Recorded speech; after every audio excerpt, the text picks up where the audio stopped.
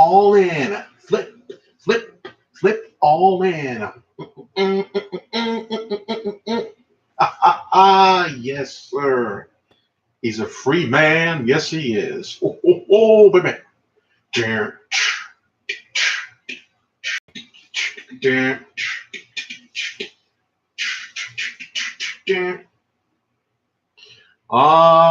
Yes, yes. Ladies and gentlemen of the internet, it is I, Black Man, and I'm here to discuss Neville's freedom from the shackles of the WWE. Yes, he's a free man and he can do anything he wants, anywhere he wants. Now, let's discuss this. Now, Neville's a free man. Now, the number one place he would fit well is Impact Wrestling because his craziness, his psychoness, it would work well over there. They're on the up, like they're definitely on the up. I was on their site trying to get tickets for Bound for Glory. Little did I know that the price I'm used to paying for it, kind of tripled. When I was at the Hammerstein Ballroom to get a front row seat, it was like $50. Sure, whatever. Now it's $150. What the fuck? VIP is like $450 or some shit. That's available. Oh my god, what does that entail? You know what I'm saying? Yeah, the other stuff is gone, man. I tried. I couldn't believe how fast it sold out. I could not believe it. I forgot it was fucking Friday. I'm a big fan of Impact Wrestling. Yeah, it's all gone. It's all gone. But where should Neville go? Okay, let's discuss this. Now, okay, why does he fit in well with Impact Wrestling besides the fact that his crazy character would do well there? Who can he feud with if he goes to Impact Wrestling? Austin Aries is the first person on top of my mind. They could do good match together. I can see those two having good chemistry, like either as allies or as enemies. I can see Neville against Moose. I can see Neville against Matt Sydal, Neville against Cage, Neville against Pentagon Jr. I can see him working out a lot of good matches versus with Swan. I can see him doing some good stuff over there in Impact. I can see Scarlett Bordeaux trying to seduce Neville and him not falling for it. I can see a whole bunch of things, man. Like Eli Drake. I think he fits in really well over there in Impact Wrestling. You know, definitely he should go there. Hey newbie, how you doing? So like just discussing where Neville should go, and I just discussed why he should go to Impact Wrestling above all else. Because he fits in well with the cast over there. What a time to join. What a time to join. Yeah. Really good time to join. Absolutely. Like he's a crazy kind of guy with his gimmick and everything, like all scowling and whatnot there. And they're evil motherfuckers over there in Impact. So I 100% think he should go there. I think he fits in well with a lot of the cast over there. In New Japan, what they do a lot of the time is that they have just straight matches, and it's like a tournament setting over there. So you do well in your matches and you get pushed to the title scene or whatever. You could have storylines in between, but those are like for select people, like Switchblade or Kenny Omega or Kota Ibushi or like Naito, things like that. So if Neville needs to go to Japan, you have to join a faction. Now, what faction, if he does go to New Japan, what faction would he fit in most with? I think he would fit in well with Suzuki-gun because they need a heavyweight high flyer. But will he return? Now, we'll find out there. Will he get his old name back, Pac? Oh, that'd be interesting if he has his Pac name. So like Pebble. No, that's stupid. Neville Pac. No, it's Knock. Yeah, NAC. Yeah. So if he goes in New Japan Pro Wrestling, like storyline wise, like what would he do over there? I mean, like would he be pushed to the main event over the other Japanese talent? I don't think so. Not right away. Not anytime soon. I don't think he would be pushed to any really good matches over there. He would just have really good matches, like night in, night out, and that's pretty much all he would do. Because I don't see him being pushed high on the card in New Japan. because like they have their pick, they have their look, and it's not Adam Page, it's not Marty Scurll, it's not Neville. They have their look. There's a look that New Japan likes. I noticed that of who they're going to push heavily, and it's not him. And when I saw Jay White, I'm like, they're going to push him instantly. I knew they would push him. They like the lean pretty boy types like Zack Sabre Jr.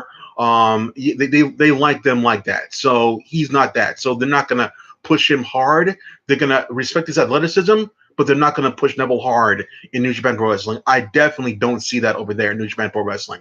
In Impact Wrestling, he can get a lot of mileage over the brilliant writing they have over there with a lot of the storytelling. So Impact is definitely the best fit for him.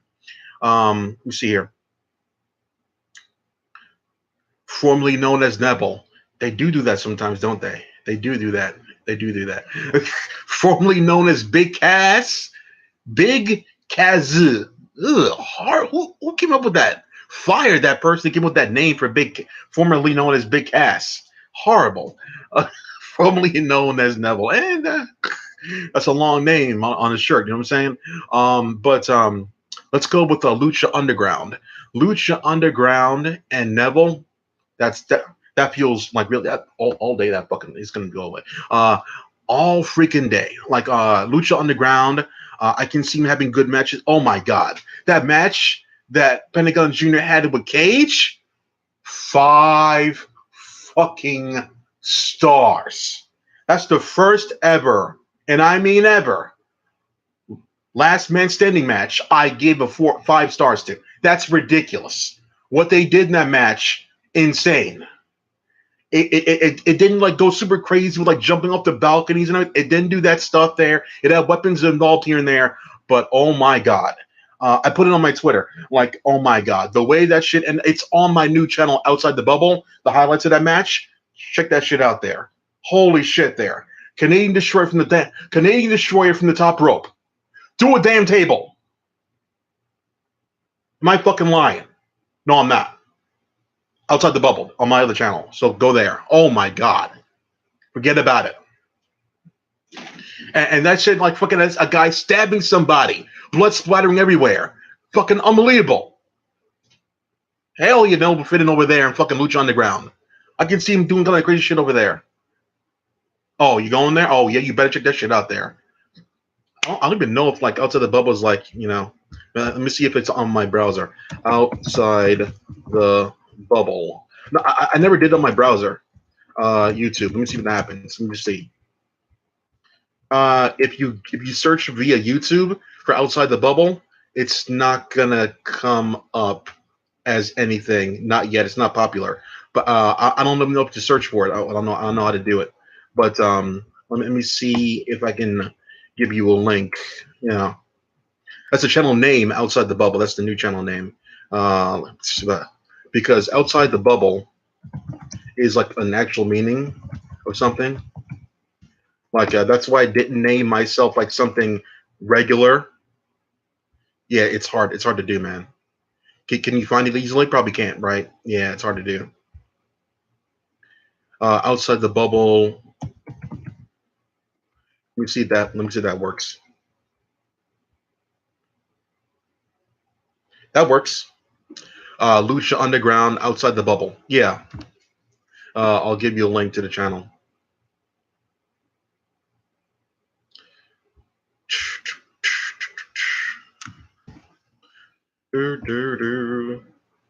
Attempted upload date search, didn't find it. I got you.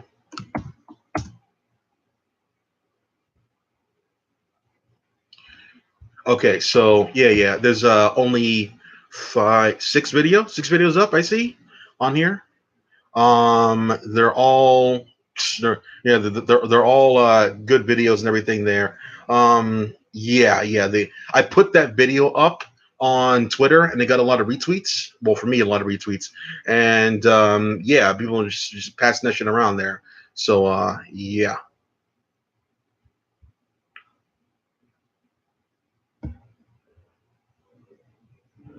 Yeah, exactly. Yeah, I typed Lucha in there, and yeah, then it came up there.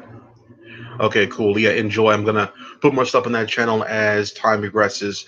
I put like little mini clips or whatever on Twitter, so do that as well. So anyway, If you're new to the chat there, how you doing? And we're just talking about Neville in Impact Wrestling and Neville in New Japan, and now Neville in Lucha Underground, and why he'd be good fit in there. He can have like good moments with Johnny Mundo. I can see them having like a good series together. Him versus Jake Strong. I can see some things happening with him. Like him versus Minigun Jr. and K. I can see Neville fitting in well with Lucha Underground because Lucha Underground and Impact have like a relationship together. So like anybody who fits in well with Lucha will fit in well with Impact. So I think Neville would fit in well there. Maybe he could do both. But Neville has some options in different places there. I wonder, like, I think Neville should be a face in Lucha Underground, and not stuck up to the fan space, but like just a person who doesn't take shit from anybody. And he should be a heel in Impact Wrestling. I think that'd be a good dynamic of like the character. That'd be really good. Ring of Honor. Ring of Honor, he would have great matches with Flip Gordon. He'd have great matches versus Jonathan Grisham. Let me see. See here. Yep, seen the spot. Not even WWE Games has it. What are you talking about? WB Games? What are you talking about? What spot? What are you talking about?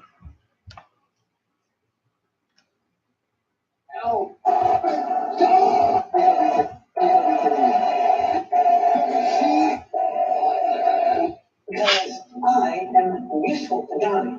I help his career. You are stealing outside because you are useless to Johnny and help no one. You can't talk to him like that. You show him just how useful you can be. Show him. Just like you showed him first. Whew, good shit. Oh, the Super Canadian Destroyer. Oh man, this is Super Canadian Destroyer. Cage did his signature suplex that he normally does. I'm not kidding. In that match, that 5-star match, yeah, Brian Cage did a suplex from while he was standing on the second rope, the middle rope. He usually suplexes them back in the ring. This time, he was standing on the middle ropes with his back facing the outside and suplexed Finnegan Jr. outside through 2 tables. It's on that vid. It's on the highlights. Ridiculous.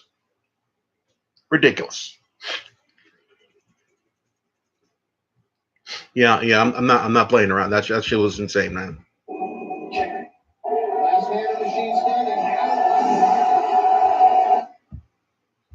Yeah. It's Super Canadian Destroyer. That shit's ridiculous.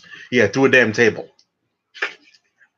I don't even know if like Cage kicked out of that shit there. I don't think he should. That was insane.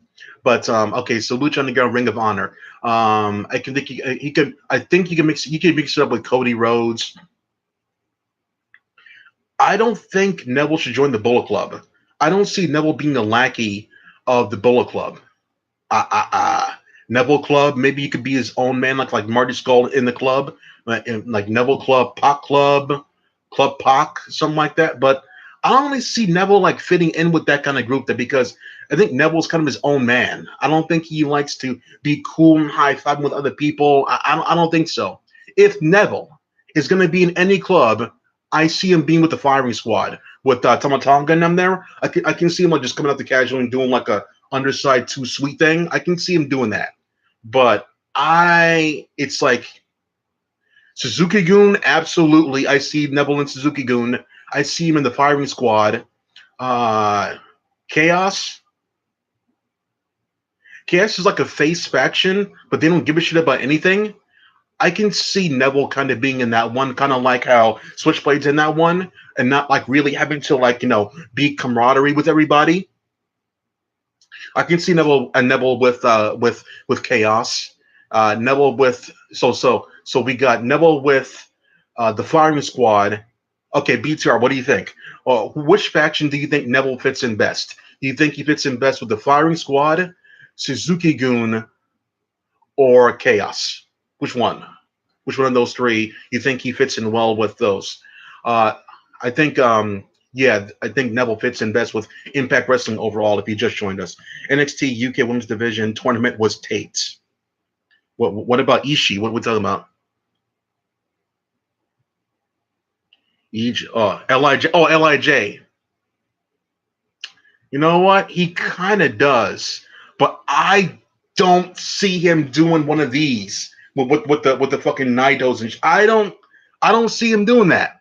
I really don't see him doing that one with like with Bushi and Sonata and Evil. I don't see him doing that, man. I really don't. I really don't see him doing that one. Like coming out there all scowling everything there and putting it up. Hell no. I don't see that, man. No, no, no. I do see him doing like a casual under sweet. I can see him doing that one. I can see him doing that one. I can I can see him going like Suzuki Gun Ichiban. I can see him doing that, but I cannot see him doing one of those ones or doing the one sweet thing. Oh hell no, no, no. That's not Neville. No, no, no. Absolutely not.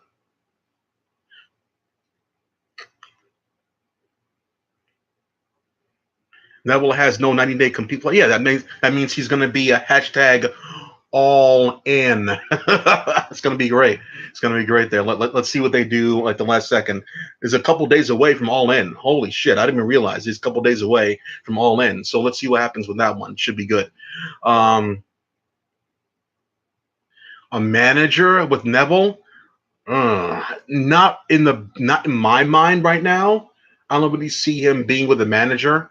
Um, there's not really managers in wrestling anymore, really. Uh, no, not really. No. I see him being his own man. I don't see him like chilling with Eli Drake and Impacts. I don't see him like no. I don't see him like having a manager like Jimmy Havoc or Jimmy Jacobs or anybody. I don't know. I don't see that one. My man Neville. No, I don't. No, no, no. A girl manager. Mm, mm. Maybe a girl can tame the beast. Kinda.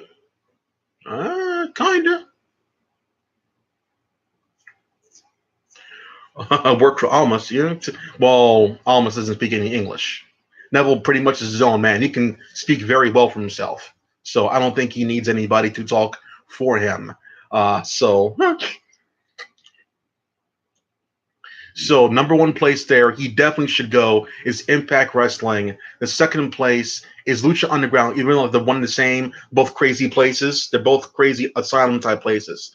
One's more extreme than the other one. So let's see what happens with that one. He could probably do both because they have a working relationship together. So Impact Wrestling is the best fit for him, and then Lucha Underground, and then New Japan, and then Ring of Honor, and then whatever else, but like mainly those.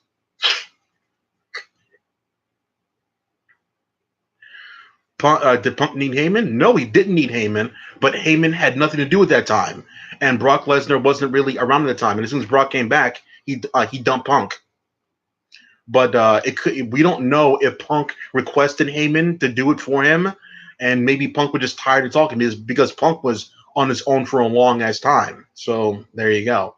Heyman was just doing, just helping Punk out there. Like he was aiding things with the Undertaker feud and whatnot there. So in a way, Heyman was used for something other than just talking.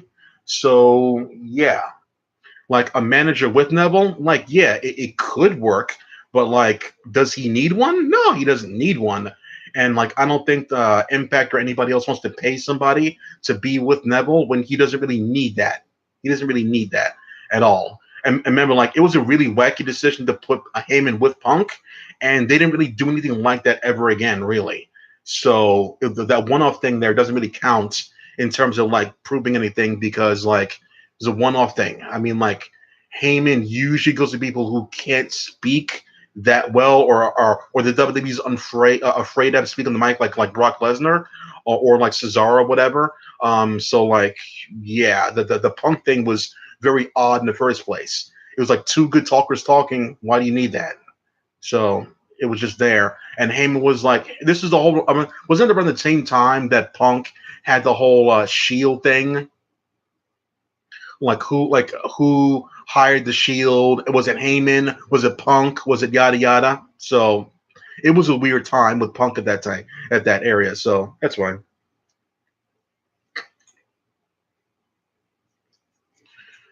Yeah, he definitely needed Ricardo. Yeah, Ricardo Rodriguez. Yeah, he definitely needed him as the ADR. Was it? Yeah, definitely a good talker for sure. But I like the partnership with Rodriguez as a ring announcer because it worked as an aristocrat, like a rich aristocrat, and he like having someone announce him, his own personal ring announcer. It worked for the character. So that's not really a manager per se, just someone like to let everyone know that I have my own shit and I don't need the WWE's help. Eventually, he did need the help because Ricardo went away, the car went away, the scarf went away, the glitter went away, it all went away. So it'd be great if they had a story behind the scenes of why his money all of a sudden started like running low. That'd be great. But WWE's too lazy to do that. You just take out the cars, take out the scarf, take out the just take it out.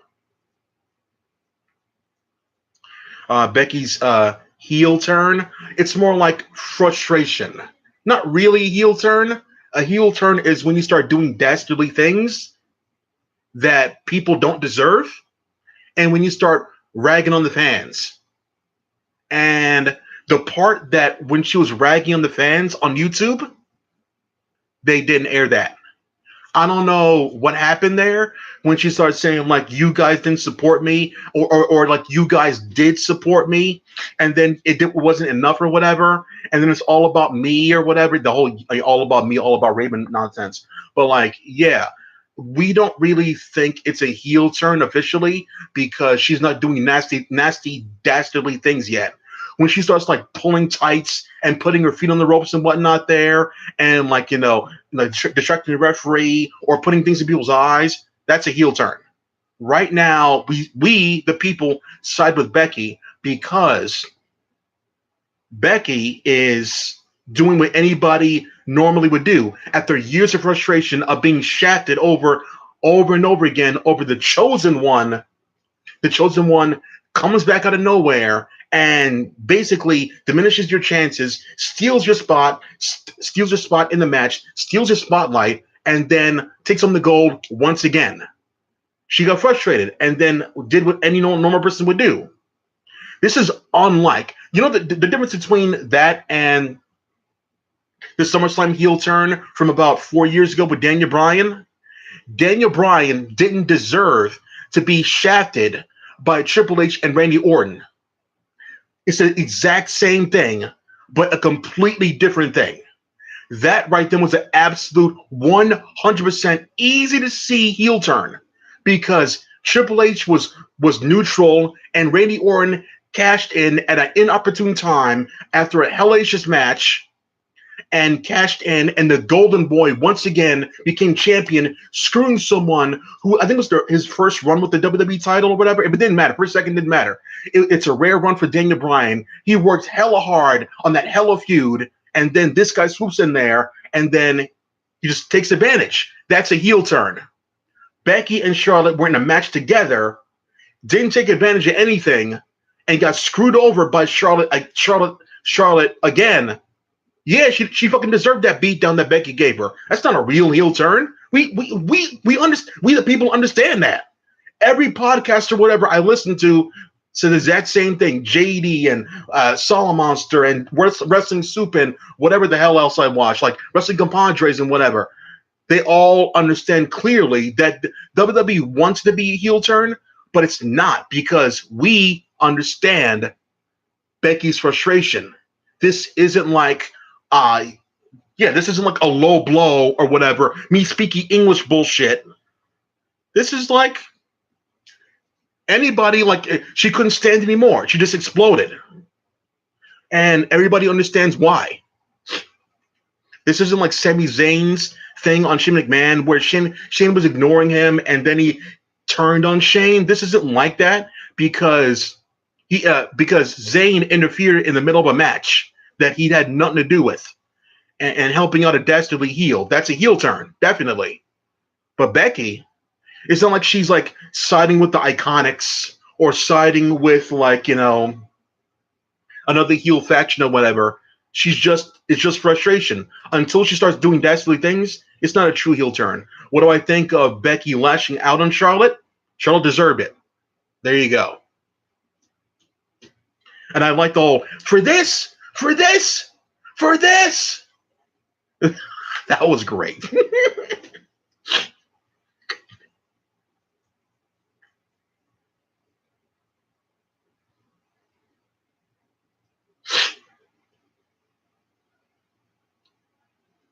All right. I don't think Vince understands anything anymore.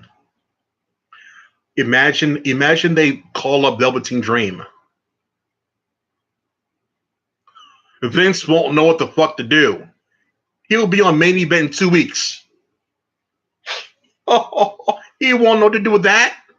He can't even get the AOP right. How could you get two monsters? He hates tag teams so much. When monsters come in the tag team division, he ignores them. He hates tag teams that much. It's quite sad. He hates tag teams that much. The Young Bucks coming to TNA or what? Young Bucks coming to WWE, they are dead in the water. Unless they're on SmackDown, they'll be all right over there. But on Raw, they will be dropping the B team before you can say the letter B.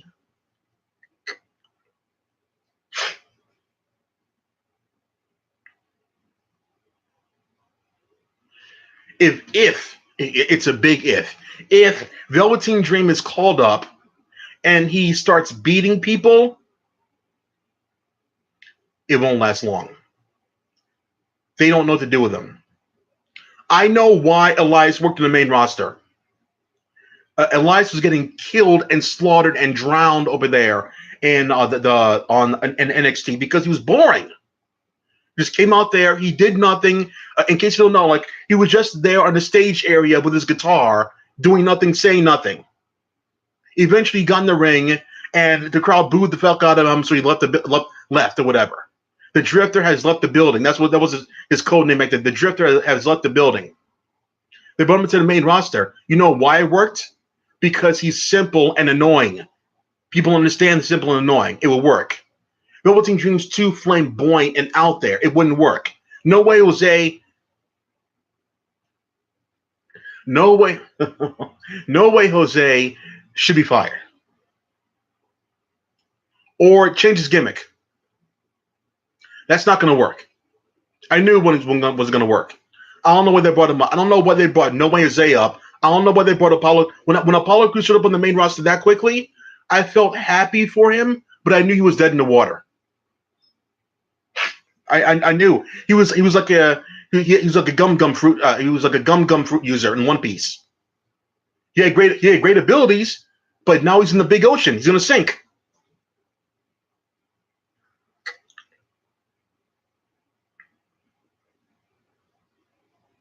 Yeah, Adam Rose, yeah.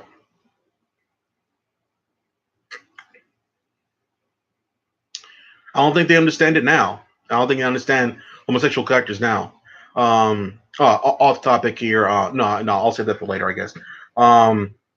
Yeah, so I think Impact Wrestling is the best fit for Neville of all the places. You should go there. Yeah, definitely. I saw Lucha Underground. I saw NXT. No, I didn't see NXT this week. I didn't see NXT this week there. I saw 205 Live's main event. Parts of that match were really good there, but not a majority of the match. But there was a spot there that I rarely see. Grand Metalik did an unassisted tightrope walk across the top rope.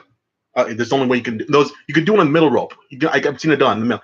He did a tightrope walk across the middle rope there to the center of the rope, and then he did a Huracan Rana, like kind of like across the top rope there, Huracan Rana to the floor. Someone was like straddled on the top rope. He walked across the top rope there when it came on to the floor. The whole crowd went, holy shit. Yeah, it was no, hell yeah, that was good shit. Oh yeah, subscribe to my new channel Outside the Bubble. That's where I do my highlight packages now. So there you go. I did one for Bloody Lucha Underground this week there. That was insane. Where Cage and Pentagon Jr. had an absolute 5-star classic. Cage is like the unstoppable machine, and Pentagon Jr. is on another level, like another stratosphere. He beats everybody. He beats everybody. And it all makes sense. He beat Cage the way Cage should be beaten. I mean, like, nobody would kick out of that one. All right, BTR, peace. Yeah, there you go. Yeah, so that's it for now.